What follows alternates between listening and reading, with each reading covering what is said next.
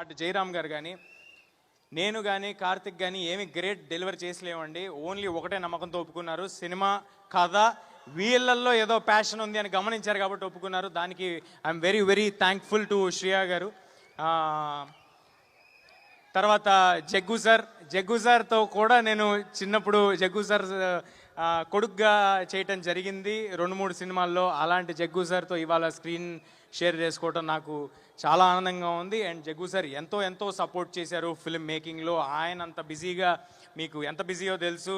ఆయన కన్నడ సినిమాలు చేస్తారు, తమిళ సినిమాలు చేస్తారు, హిందీ చేస్తారు, తెలుగు చేస్తారు. అంత బిజీలో కూడా ఈ సినిమా కోసం జగపతి బాబు సార్ పెట్టిన ఎఫర్ట్ నేను మర్చిపోలేనండి. అందుకే అంత కొత్తగా కనిపిస్తున్నారు జగపతి బాబు సార్. అంత ఎఫర్ట్ ఆయన పెట్టారు ఈ సినిమా కోసం. Thank you Jaggu sir.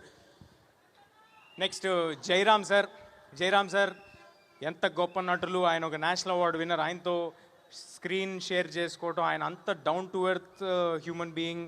చాలా తక్కువ మందిని చూస్తాం. అలాంటి ఒక గొప్ప వ్యక్తితో నేను యాక్ట్ చేయటం చాలా ఆనందంగా ఉంది. జయరామ్ సార్ మీకు